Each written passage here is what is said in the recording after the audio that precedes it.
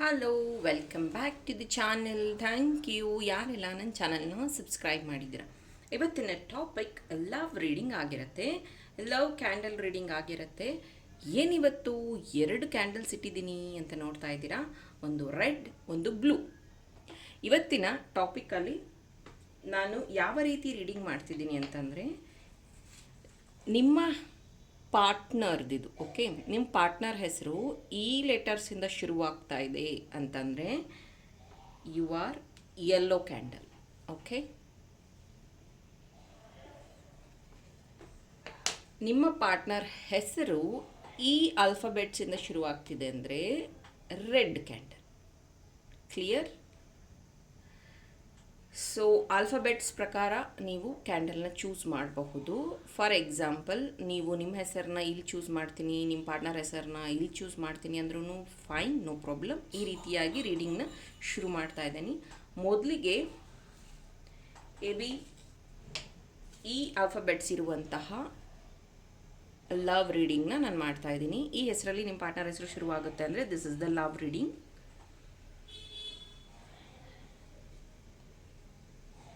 Yellow colour candle. ನಿಮ್ಮ partner ಹೆಸರನ್ನ ನಿಮ್ಮ ಮನಸ್ಸಲ್ಲಿ 3 ಟೈಮ್ಸ್ ಹೇಳ್ಕೊಳ್ತಾ ಈ ಒಂದು ರೀಡಿಂಗ್ನ ವಾಚ್ ಮಾಡಿ. ಸೊ ಈ ಒಂದು ವ್ಯಕ್ತಿ ನಿಮ್ಮ ಬಗ್ಗೆ ತುಂಬ ಡೀಪಾಗಿ ಯೋಚನೆ ಮಾಡ್ತಾ ಇದ್ದಾರೆ. ಜೊತೆಗೆ ಕೆಲವೊಂದು ವಿಚಾರಗಳನ್ನು ನಿಮ್ಮ ಹತ್ರ ಏನು ಶೇರ್ ಮಾಡಿದಾರಲ್ಲ, ಅದರ ಬಗ್ಗೆ ನಿಮ್ಮ ಒಪಿನಿಯನ್ ಏನು ಅನ್ನೋದನ್ನು ಅವರು ವೆಯ್ಟ್ ಮಾಡ್ತಾ ಇದ್ದಾರೆ. ಮೇ ಬಿ ಬೇರೆ ಸಿಟಿಗೆ ಮೂವ್ ಆಗೋದಿರಬಹುದು, ಮದುವೆ ವಿಚಾರವಾಗಿರಬಹುದು, ಅಥವಾ ಫ್ಯೂಚರ್ ಪ್ಲ್ಯಾನಿಂಗ್ಸ್ ಆಗಿರಬಹುದು. ಮೇ ಬಿ ನೀವು ಸ್ವಲ್ಪ ಟೈಮ್ ತಗೋತಾ ಇದ್ದೀರಾ ಅಂತ ಅನಿಸುತ್ತೆ. ಬಟ್ ಆ ವ್ಯಕ್ತಿ ನಿಮ್ಮ ಉತ್ತರಕ್ಕಾಗಿ ತುಂಬ ಡೆಸ್ಪರೇಟ್ ಆಗಿ ವೆಯ್ಟ್ ಮಾಡ್ತಾ ಇದ್ದಾರೆ.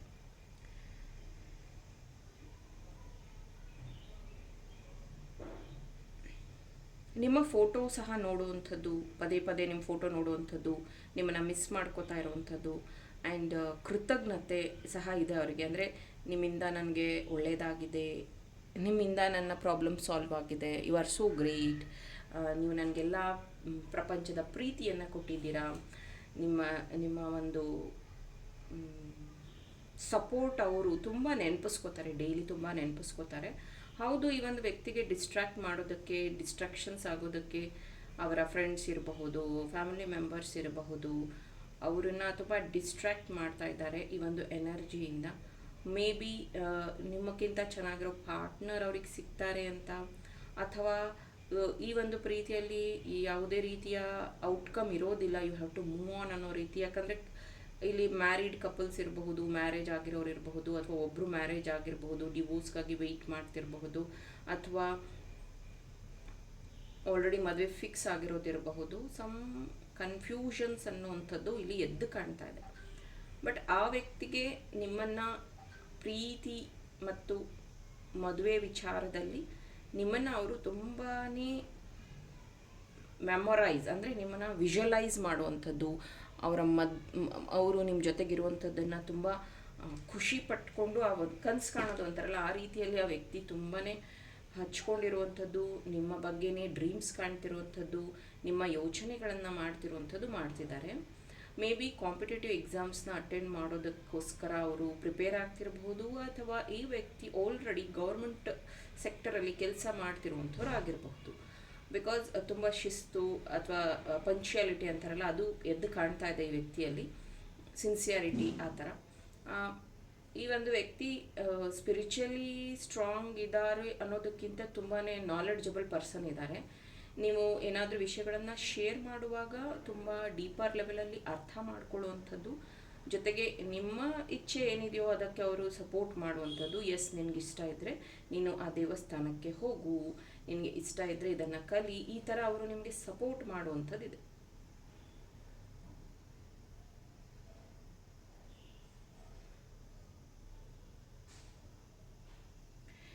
ಇವರ ಒಂದು ಜೀವನದಲ್ಲಿ ಸಾಕಷ್ಟು ಅಡೆತಡೆಗಳು ಏನು ಬಂದಿತ್ತಲ್ಲ, ಅದನ್ನೆಲ್ಲ ನೀವು ನೋಡಿದ್ದೀರಾ. ಸೊ ಅದನ್ನೆಲ್ಲ ಸಾಲ್ವ್ ಮಾಡೋದಕ್ಕೂ ಅವರಿಗೆ ನೀವು ಸಹಾಯ ಮಾಡಿದ್ದೀರಾ, ಅವ್ರ ಜೊತೆಗೆ ನಿಂತ್ಕೊಂಡಿದ್ದೀರಾ, ಅವ್ರಿಗೆ ಹೆಲ್ಪ್ ಮಾಡಿದ್ದೀರಾ, ಪ್ರೀತಿ ವಿಶ್ವಾಸ ಕೊಟ್ಟಿದ್ದೀರಾ. ಈ ಜೀವನದಲ್ಲಿ ಅವರಿಗೆ ತುಂಬ ಸತಿ ಏಳು ಬೀಳುಗಳು ಏನು ಬಂತಲ್ಲ, ಅದು ಎಲ್ಲದರಲ್ಲೂ ಆ ವ್ಯಕ್ತಿ ತುಂಬ ಸ್ಟ್ರಾಂಗ್ ಆಗಿದ್ದಾರೆ. ನಿಮ್ಮಿಬ್ಬರ ಪ್ರೀತಿ ಇನ್ನೂ ಸ್ಟ್ರಾಂಗ್ ಆಗಿದೆ.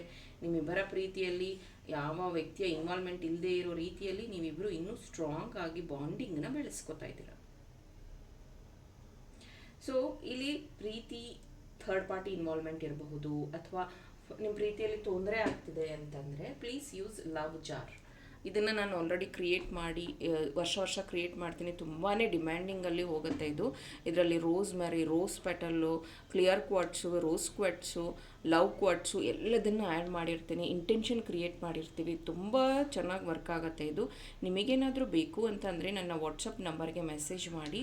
ಇದನ್ನು ಹೇಗೆ ಉಪಯೋಗ ಮಾಡೋದು ಅಂತಂದರೆ, ನಿಮ್ಮ ಮತ್ತು ನಿಮ್ಮ ಪಾರ್ಟ್ನರ್ ಹೆಸರನ್ನ ಒಂದು ಪೇಪರಲ್ಲಿ ಈ ಥರ ಬರೆದು ಅದನ್ನು ಈ ಥರ ರೋಲ್ ಮಾಡಿ ನಿಮ್ಮ ಪರ್ಸಲ್ಲಿ ಇಟ್ಕೋಬಹುದು, ಅಥವಾ ನಿಮ್ಮ ವರ್ಕ್ ಡೆಸ್ಕಲ್ಲೂ ಇಟ್ಕೋಬಹುದು. ನಿಮ್ಮಿಬ್ಬರ ಪ್ರೀತಿ ಇದೇ ರೀತಿ ತುಂಬ ಸ್ಟ್ರಾಂಗ್ ಆಗೋದಕ್ಕೆ, ಬಾಂಡ್ ಆಗೋದಕ್ಕೆ ಇದು ಹೆಲ್ಪ್ ಆಗುತ್ತೆ. ಲವ್ ಜಾರ್ ಎವ್ರಿ ಇಯರ್ ತುಂಬ ಚೆನ್ನಾಗಿ ವರ್ಕ್ ಆಗುತ್ತೆ. ಅದರದ್ದು ನಾನು ಔಟ್ಪುಟ್ ಅಥವಾ ಅದರದ್ದು ಫೀಡ್ಬ್ಯಾಕ್ನ ಸಹ ಪೋಸ್ಟ್ ಮಾಡಿರ್ತೀನಿ. ದಯವಿಟ್ಟು ಯೂಸ್ ಮಾಡಿ. ಬೇಕಾದವರು ವಾಟ್ಸಪ್ ನಂಬರ್ಗೆ ಮೆಸೇಜ್ ಮಾಡಿ. ಈ ಆಲ್ಫಾಬೆಟ್ಸಲ್ಲಿ ನಿಮ್ಮ ಪಾರ್ಟ್ನರ್ ಹೆಸರು ಬರುತ್ತೆ ಅಂದರೆ ರೆಡ್ ಕ್ಯಾಂಡಲ್ ನಿಮ್ಮದಾಗಿರುತ್ತೆ. ಈ ಒಂದು ಲವ್ ರೀಡಿಂಗ್ನ ಕಂಟಿನ್ಯೂ ಮಾಡೋಣ. ನಿಮ್ಮ ಪಾರ್ಟ್ನರ್ನ ನೆನಪಿಸ್ಕೋತಾ ಇರಿ, ಅವ್ರ ಬಗ್ಗೆ ಯೋಚನೆ ಮಾಡ್ತಾ ಇರಿ. ಅವ್ರ ಹೆಸರನ್ನ 3 ಟೈಮ್ಸ್ ನಿಮ್ಮ ಮನಸ್ಸಲ್ಲಿ ಹೇಳ್ಕೊಳ್ತಾ ಈ ಒಂದು ರೀಡಿಂಗ್ನ ವಾಚ್ ಮಾಡಿ. ಸೊ ನಿಮ್ಮ ಪಾರ್ಟ್ನರ್ ಎನರ್ಜಿ ನೋಡ್ಬೋದು, ತುಂಬ ಹೈ ಇಂಟೆನ್ಸ್ ಆಗಿದೆ. ಅಂದರೆ ಸೆಕ್ಸ್, ಲವ್, ಹಗ್, ಪ್ರೀತಿ, ಪ್ರೇಮ, ಪ್ರಣಯ ಅಂತಾರಲ್ಲ, ಆ ರೀತಿಯಾಗಿ ನಿಮ್ಮ ಬಗ್ಗೆ ಅವರಿಗೆ ಭಾವನೆಗಳಿದೆ. ಹೌದು, ನಿಮ್ಮನ್ನು ಅವರು ತುಂಬ ಮಿಸ್ ಮಾಡ್ಕೋತಾರೆ. ರೊಮ್ಯಾಂಟಿಕಲಿ, ಎಮೋಷನಲಿ, ನಾಟಿ ಟಾಕ್ಸ್ ಮಾತಾಡುವಂಥದ್ದು, ನಿಮ್ಮ ಬಗ್ಗೆ ಯೋಚನೆ ಮಾಡುವಂಥದ್ದು. ಈ ವ್ಯಕ್ತಿ ತುಂಬ ಸತಿ ಎಕ್ಸ್ಪ್ರೆಸ್ ಮಾಡಿದ್ದಾರೆ ನಿಮ್ಮನ್ನು ಅವರು ಎಷ್ಟು ಪ್ರೀತಿ ಮಾಡ್ತಾರೆ, ನಿಮ್ಮನ್ನು ಎಷ್ಟು ಮಿಸ್ ಮಾಡ್ಕೋತಾರೆ ಅಂತ. ಇದೇ ವಿಷಯವಾಗಿ ಅವರು ನಿಮಗೂ ಜಗಳ ಆಗಿರುವಂಥದ್ದು ಇದೆ ಕೆಲವೊಂದು ಸತಿ. ಅಂದರೆ ನಿಮ್ಮ ಎಕ್ಸ್ಪೆಕ್ಟೇಷನ್ ಬರೀ ಅದಕ್ಕೆ ಇರತ್ತೆ, ನೀವು ಜಾಸ್ತಿ ನನಗೆ ಟೈಮ್ ಕೊಡೋದಿಲ್ಲ ಅನ್ನೋ ರೀತಿಯಲ್ಲಿ ನೀವು ಅವ್ರಿಗೆ ಹರ್ಟ್ ಮಾಡಿರೋವಂಥದ್ದಿದೆ. ಬಟ್ ಎಸ್, ಈ ಒಂದು ವ್ಯಕ್ತಿ ತುಂಬಾ ರೊಮ್ಯಾಂಟಿಕ್ ವ್ಯಕ್ತಿ ಅಂತ ಅನಿಸುತ್ತೆ. ಈ ವ್ಯಕ್ತಿ ಪದೇ ಪದೇ ನಿಮ್ಮ ವಿಚಾರವಾಗಿ ಬೇರೆಯವ್ರ ಹತ್ರ ಡಿಸ್ಕಸ್ ಮಾಡುವಾಗ, ಅಥವಾ ಮೇ ಬಿ ನೀವು ಕಲೀಗ್ಸ್ ಇರ್ಬೋದು ಅಥವಾ ಕಾಮನ್ ಫ್ರೆಂಡ್ಸ್ ಅಂತಾರಲ್ಲ ಆ ಥರ ಇರ್ಬೋದು. ಯಾಕಂದರೆ ಡಿಸ್ಕಷನಲ್ಲಿ ಬಂದಾಗ ನಿಮ್ಮ ಬಗ್ಗೆ ಅವರು ತುಂಬ ಹೊಗಳ್ತಾರೆ. ಅಂದರೆ ಆ ವ್ಯಕ್ತಿ ಅವ್ರ ಜೀವನದಲ್ಲಿ ತುಂಬ ಸ್ಟ್ರಗಲ್ ಮಾಡಿ ಮುಂದೆ ಬಂದಿದ್ದಾರೆ, ಆ ವ್ಯಕ್ತಿ ಬಗ್ಗೆ ಹಾಗೆ ಮಾತಾಡಬೇಡಿ, ಅಥವಾ ಆ ವ್ಯಕ್ತಿ ತುಂಬ ಒಳ್ಳೆಯವರು, ನೀವು ಗಾಸಿಪಿಂಗ್ ಮಾಡಬೇಡಿ, ಅಥವಾ ಆ ವ್ಯಕ್ತಿ ಬಗ್ಗೆ ನನಗೆ ಗೊತ್ತು, ಈ ಥರ ಸಪೋರ್ಟಿವ್ ಆಗಿ ಈ ವ್ಯಕ್ತಿ ನಿಮ್ಮ ಬಗ್ಗೆ ಮಾತಾಡುವಂಥದ್ದಿದೆ. ಇಲ್ಲಿ ನನಗೆ ಕೊಕೊನಟ್ ಟ್ರೀ ಚಾನಲ್ ಆಗ್ತಿದೆ. ಮೇ ಬಿ ನಿಮ್ಮ ಮನೆ ಮುಂದೆ ಇರ್ಬೋದು, ಅವ್ರ ಮನೆ ಹತ್ರ ಇರ್ಬೋದು. ಕೊಕೊನಟ್ ಟ್ರೀ ಸ್ಪೆಷಲಿ, ಅಥವಾ ಕೊಕೊನಟ್ ವಾಟರ್, ಮತ್ಲಬ್ ಟೆಂಡರ್ ಕೊಕೊನಟ್ ಇರಬಹುದು. ಮೇ ಬಿ ಎಳ್ನೀರು ಕುಡಿಯೋದು ಅಂತ ಇರಬಹುದು. ಮೇ ಬಿ ನೀವಿಬ್ಬರು ಸಿಕ್ಕಿದಾಗ ಎಳ್ನೀರು ಕುಡಿಯುವಂಥದ್ದು, ಅಥವಾ ನಿಮ್ಮ ಆರೋಗ್ಯ ಚೆನ್ನಾಗಿ ನೋಡ್ಕೊ ಅನ್ನೋವಂಥದ್ದು. ಯಾಕಂದರೆ ಈ ಬೇಸಿಗೆ ಕಾಲ ಇದೆ, ಅದಕ್ಕಿರಬಹುದೇನೋ. ಮೇ ಬಿ ಆ ವ್ಯಕ್ತಿ ನಿಮ್ಮ ಹೆಲ್ತ್ ಬಗ್ಗೆ ಗಮನ ಹರಿಸೋದಕ್ಕೆ ಇಲ್ಲಿ ಹೇಳ್ತಾ ಇದ್ದಾರೆ. ನಿಮ್ಮ ಹೆಲ್ತ್ ಚೆನ್ನಾಗಿ ನೋಡ್ಕೊಳ್ಳಿ ಅನ್ನೋ ರೀತಿಯಲ್ಲಿ ಈ ವ್ಯಕ್ತಿ ಮೆಸೇಜ್ ಕೊಡ್ತಾ ಇದ್ದಾರೆ. ಅಥವಾ ನೀವಿರುವಂತಹ ಪ್ಲೇಸಲ್ಲಿ ತುಂಬ ತೆಂಗಿನಕಾಯಿ ಬಿಡುವಂಥ ಪ್ಲೇಸ್ ಇರಬಹುದು, ಅಥವಾ ಈ ತಿಪ್ಟೂರು, ಮಂಗಳೂರು ಆ ಥರ ಇರಬಹುದೇನೋ. ಯಾಕಂದರೆ ಅಲ್ಲಿ ಕೊಕೊನಟ್ ಟ್ರೀಸ್ ನನಗೆ ತುಂಬ ವಿಷನ್ ಕಾಣ್ತಾ ಇರುವಂಥದ್ದು. ಬಟರ್ಫ್ಲೈ ಕಾಣ್ತಾ ಇರೋದು ಇಲ್ಲಿ ನನಗೆ. ಮೇ ಬಿ ನೀವು ಏಂಜಲ್ಸ್ನ ಬಿಲೀವ್ ಮಾಡುವಂಥವ್ರು, ಅಥವಾ ಆ ವ್ಯಕ್ತಿ ತುಂಬ ಏಂಜಲ್ಸಲ್ಲಿ ಬಿಲೀವ್ ಮಾಡುವಂಥವ್ರು.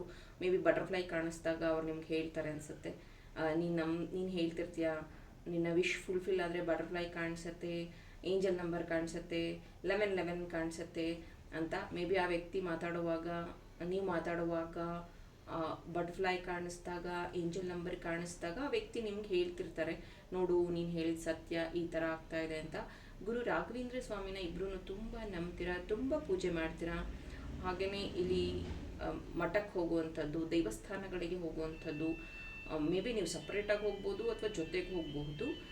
ಸ್ಪಿರಿಚುವಲಿ ನಿಮ್ಮ ಒಂದು ಬಾಂಡಿಂಗ್ ಏನಿದೆಯಲ್ಲ ತುಂಬ ಸ್ಟ್ರಾಂಗ್ ಆಗಿರುವಂಥದ್ದು ಕಾಣ್ತಾ ಇದೆ.